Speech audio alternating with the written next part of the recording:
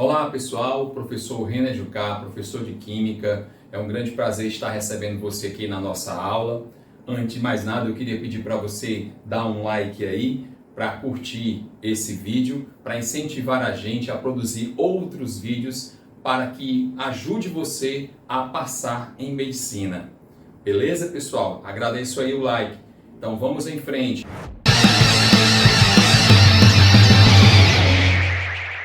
Vamos para a nossa aula de hoje, que são as reações de combustão. Vamos lá.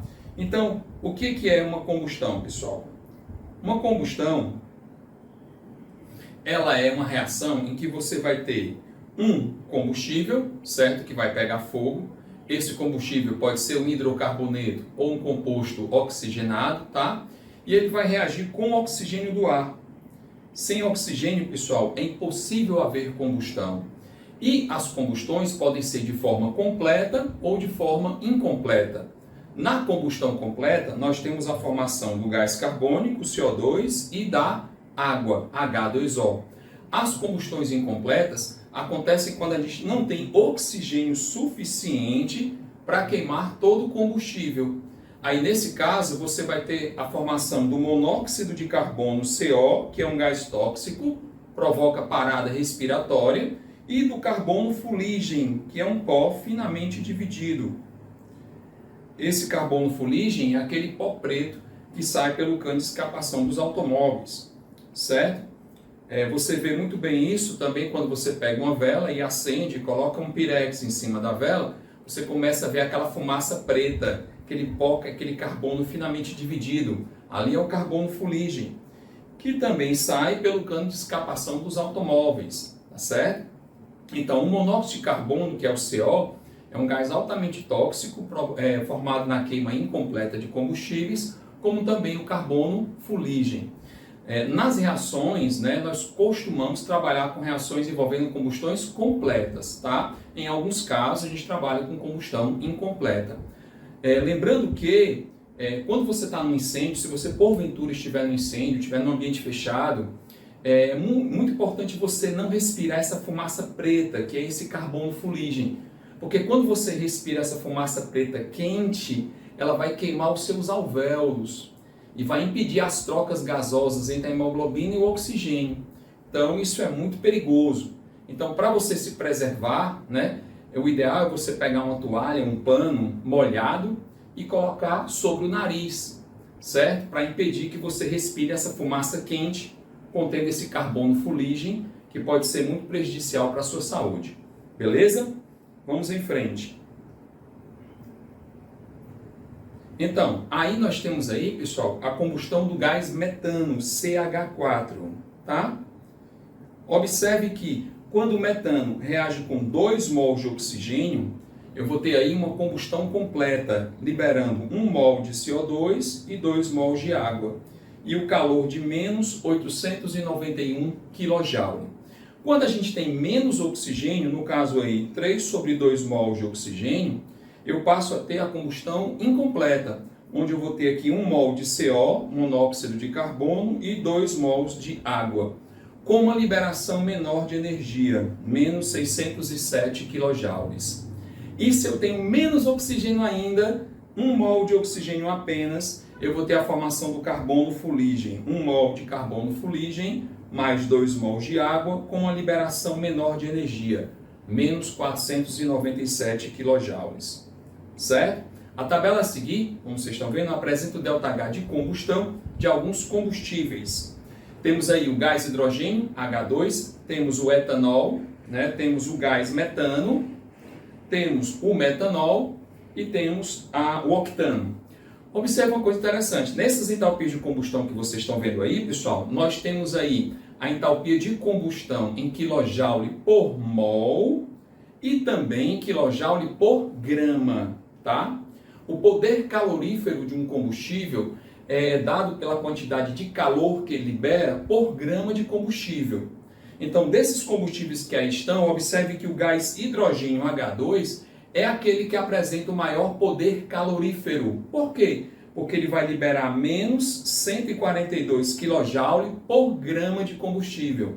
O hidrogênio é o combustível do futuro. é um combustível considerado limpo e na sua combustão, que é a reação com o oxigênio do ar, ele vai liberar apenas vapor de água, certo? Além disso, ele tem um alto poder calorífero, ele tem uma enorme liberação de energia por grama de combustível. Enquanto os que estão listados aí, o que tem menor poder calorífero seria o metanol, que é menos 22,7 kJ por grama. Esse aqui seria o de menor poder calorífero. Nós vamos ver que tem muitas questões que vão trabalhar essa questão do poder calorífero dos combustíveis, tá bom? Então, na queima de combustíveis fósseis, pessoal, as impurezas presentes sofrem combustão, tá bom? Dentre elas temos os compostos de enxofre e de nitrogênio, os quais produzem os óxidos de enxofre, SO2 e SO3, e os óxidos de nitrogênio, NOx, que são substâncias poluentes. O uso do álcool comum ou outros biocombustíveis, por serem de origem vegetal, olha aí que bacana, não produzem óxidos de enxofre em suas combustões. Então, quando nós temos o enxofre ao sofrer combustão dentro do motor de um automóvel, ele vai liberar ou o SO2 ou o SO3. O SO2 e o SO3, quando sobem, entram em contato com a água das nuvens. Lá eles vão formar ácidos. No caso, o SO2 vai formar o H2SO3, que é o ácido sulfuroso, e o SO3 em contato com a água das nuvens vai formar o H2SO4, que é o ácido sulfúrico, né? E isso vai causar o fenômeno conhecido como chuva ácida, tá?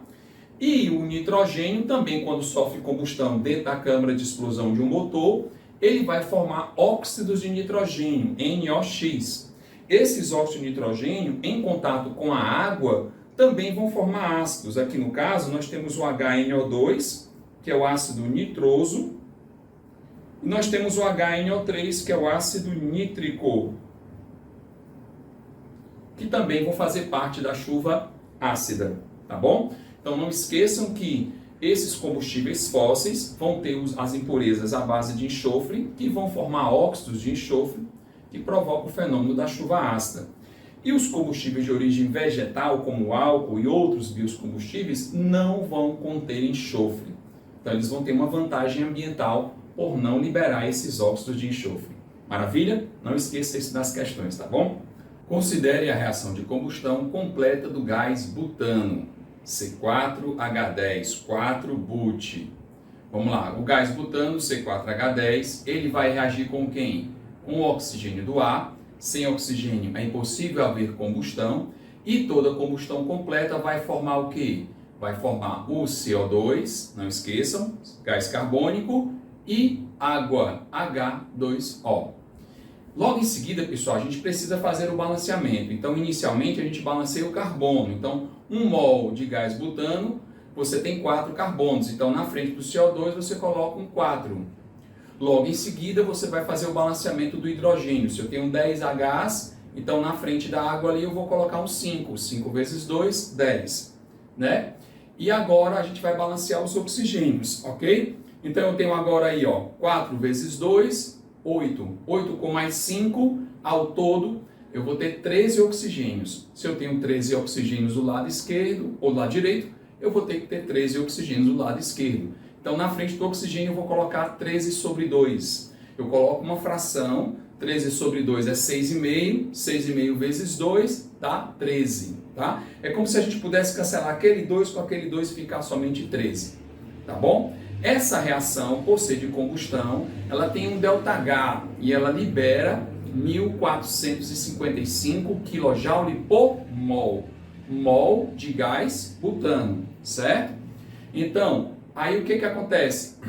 Na estequiometria, você tem que 1 mol de gás butano reage com 3 sobre 2 mols de oxigênio, dando 4 mols de CO2 e 5 mols de água. E essa reação, ela libera 1.455 kJ por mol. Essa seria a proporção em mols. Como eu também posso fazer a proporção em massa. 1 vezes, calculando a massa molar do gás butano, 58 gramas, reage com 13 sobre 2 mols vezes 32, que é a massa do oxigênio, dando 4 vezes 44 gramas, que é a massa do CO2, e 5 vezes 18, que é a massa da água. Isso libera 1.455 kJ por mol.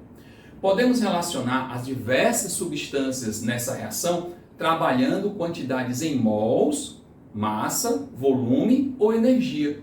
Nas questões a gente vai fazer as relações entre as regras de 3, trabalhando essas relações entre as quantidades de substâncias e o calor envolvido. Por exemplo, vamos ver aqui, ó. Aqui diz assim: qual a quantidade em mols de gás carbônico e a energia liberada na combustão de um botijão de gás de cozinha contendo 13 kg de gás butano? Então vamos lá. Fazendo a relação, eu tenho que 58 gramas de gás butano produz 4 mol de CO2. E 4 mol de CO2 libera 1.455 kJ. Então a estequiometria que eu tenho é 58 gramas de gás butano, é a minha verdade, aquilo que eu estou tirando da minha equação balanceada. Sempre a primeira linha da regra de 3 é a proporção teórica, não esqueçam que são os dados que você tira da equação balanceada, sempre, sempre, sempre. 58 gramas de gás butano produz 4 mol de CO2 e isso libera 1.455 kJ. Assim como se eu tenho um botijão de 13 quilos, lembrando que 1 quilo é 1.000 gramas, ou seja, 10 a terceira gramas, então 13 vezes 10 a terceira gramas, isso produz, na regrinha de 3, 896,5 mol de CO2, isso vai liberar 326.121 kJ.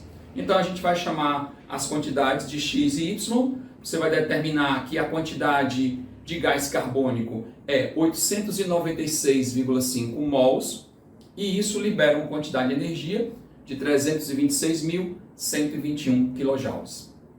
Beleza? Maravilha. Vamos para a próxima. Nos nossos exercícios propostos, vamos resolver algumas questõezinhas bacanas, certo? Que vai acrescentar muito ao nosso conhecimento. Primeira questãozinha do Enem diz assim: um dos problemas dos combustíveis que contém carbono é que sua queima produz dióxido de carbono. Portanto, uma característica importante ao se escolher um combustível é analisar seu calor de combustão, ΔH de combustão, definido como a energia liberada na queima completa de 1 mol de combustível no estado padrão. O quadro seguinte relaciona algumas substâncias que contêm carbono e o seu ΔH de combustão. Temos aí o benzeno, o etanol, a glicose, o metano e o octano. Temos a fórmula de cada uma dessas substâncias e temos o seu ΔH de combustão, ou seja, a energia liberada por mol da queima desses combustíveis, em kJ por mol. Beleza? Vamos nós. Nesse contexto, qual dos combustíveis, quando queimado completamente, libera mais dióxido de carbono no ambiente pela mesma quantidade de energia produzida? Ó, pessoal, o que ele quer saber aí? Ele quer saber qual combustível libera mais dióxido de carbono no ambiente pela mesma quantidade de energia produzida. Em outras palavras, pessoal, ele quer saber aí qual é o combustível que provoca o maior efeito estufa. Qual aquele combustível que provoca o maior efeito estufa? O combustível aí, pessoal, que vai provocar o maior efeito estufa será aquele combustível que liberar menos energia por mol de CO2. Porque se o combustível libera pouca energia e muito CO2, significa dizer que ele vai provocar um maior efeito estufa. Então, uma técnica bem legal para fazer essa questão, como seria? É a gente pegar os calores de combustão em kJ por mol de cada um desses combustíveis e dividir, pessoal, pela quantidade em mols de gás carbônico que cada um deles vai liberar. Então, vamos lá. Ó, começando pelo benzeno. O benzeno tem 6 carbonos. Então, na sua combustão completa, ele vai liberar 6 mol de CO2. Então, eu vou pegar 3.268 e dividir por 6 mol de CO2. Fazendo uma continha aqui até aproximada, você pode até aproximar, não precisa ser exato. 3.268 dividido por 6. Vai dar 545 menos 545 kJ. Vamos agora para o etanol. O etanol tem 2 carbonos, então na sua combustão ele vai liberar 2 mol de CO2. Então eu pego 1.368 e divido por 2 mol de CO2. Então fazendo uma continha aqui, 1.368 dividido por 2 vai dar igual a menos 684 kJ por mol de CO2. Vamos agora para a glicose. A glicose tem 6 carbonos, portanto, em sua combustão, ela vai liberar 6 mol de CO2. Então, eu vou pegar aqui 2.808, dividir aqui por 6, vai dar 468, menos 468 kJ.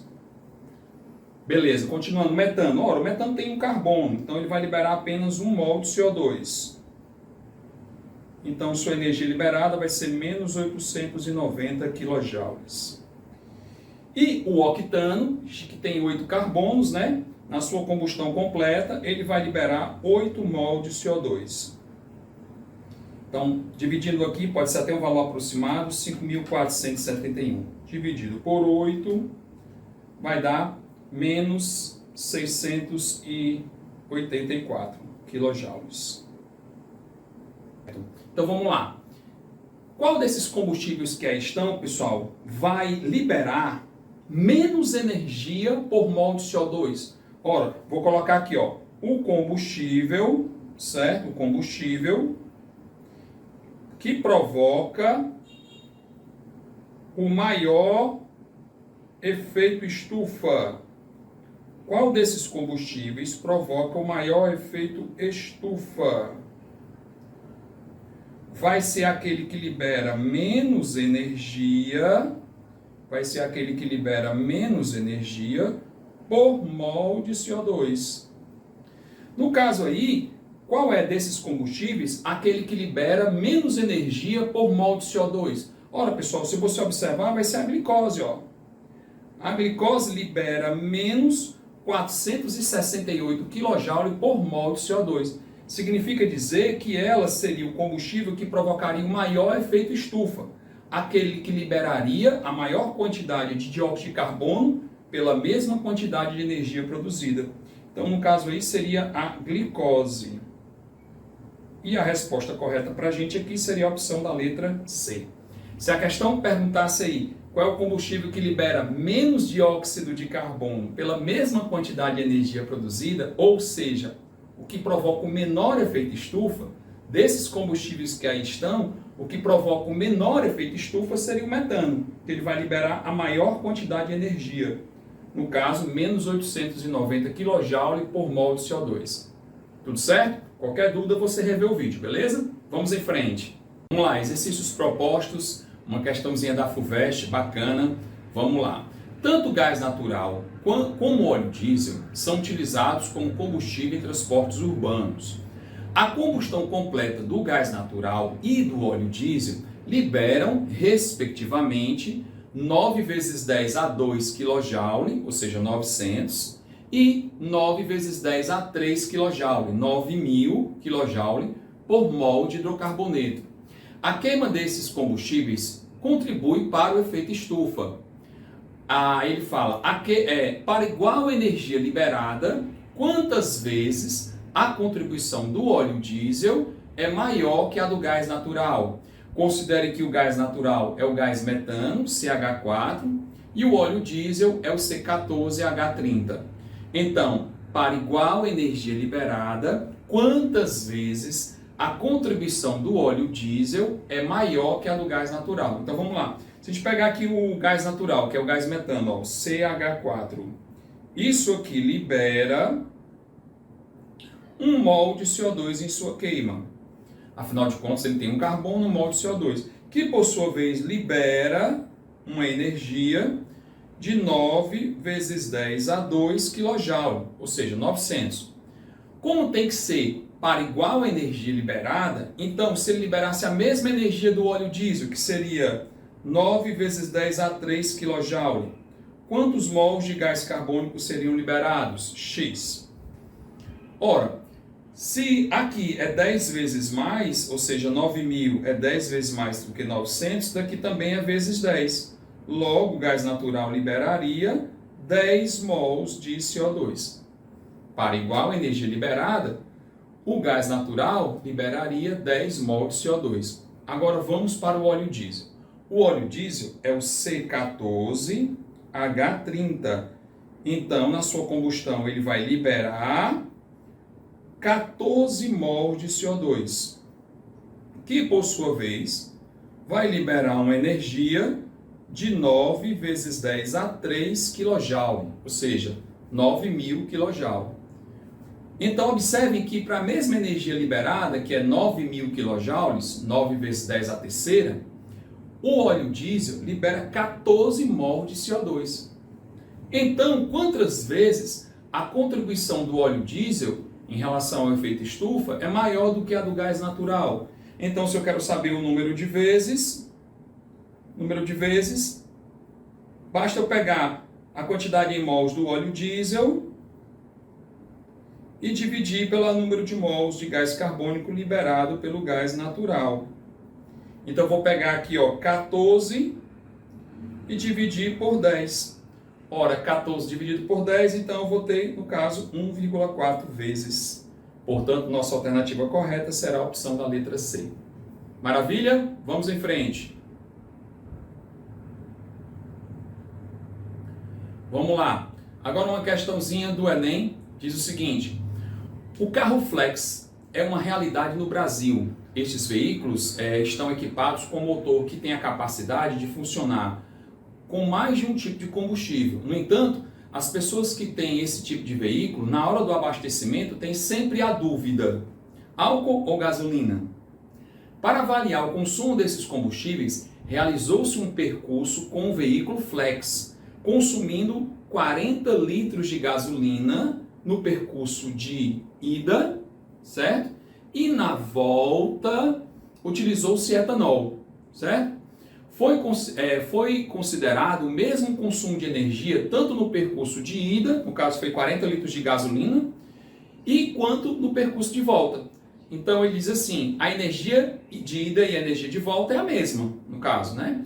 O quadro resume alguns dados aproximados sobre esses combustíveis. No caso, o combustível etanol, a sua densidade, muito importante. Toda vida que tiver densidade, qual a função da densidade? É de transformar massa para volume ou volume para massa. E temos o calor de combustão. No caso do etanol, é menos 6 quilocalorias por grama.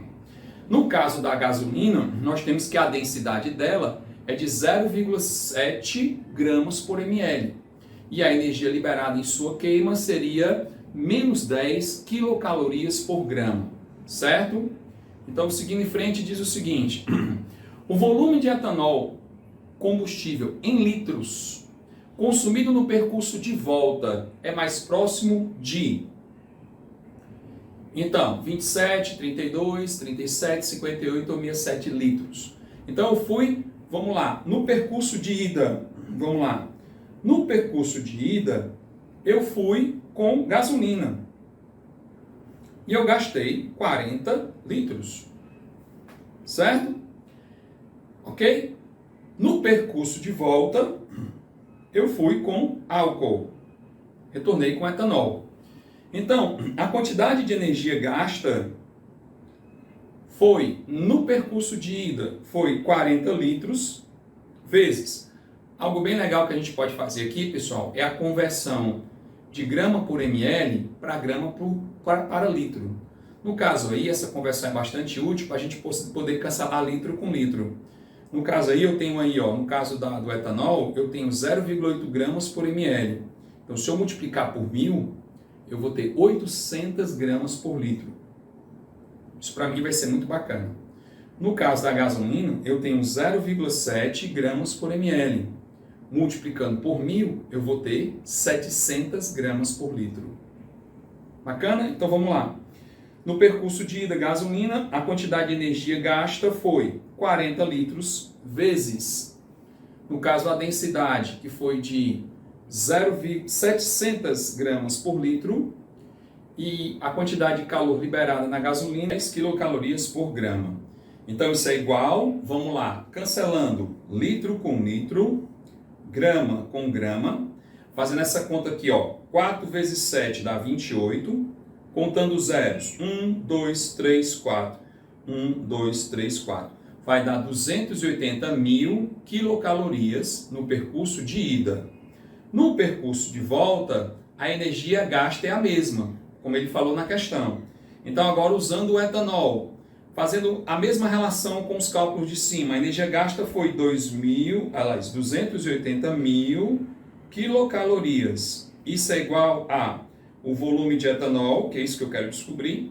A densidade do etanol é de 800 gramas por litro, vezes a quantidade de calor que ele libera, que é 6 quilocalorias por grama. Então vamos lá, cancela grama com grama, quilocaloria com quilocaloria. Então, eu vou ter agora 280 mil é igual a 4.800 V, que é o volume de etanol. Portanto, V é igual a 2.800 dividido por 4.800. Cancela 0 com 0, 0 com 0. Então, vou ter aí 2.800 dividido por 48. Isso aí vai dar aproximadamente, fazendo aqui a nossa continha, 2.800 dividido por 48, vai dar aí aproximadamente 58 litros. Portanto, nossa alternativa correta será a opção da letra D. Maravilha, pessoal? Veja novamente o vídeo se você não entendeu, tá? E tente fazer a questão sozinho, porque aí você vai aprender muito mais, tá bom? Minha sugestão, ok? Agradeço a vocês, um grande abraço e não esquece de dar o like, ok? Para incentivar a gente aqui. Então, até a próxima!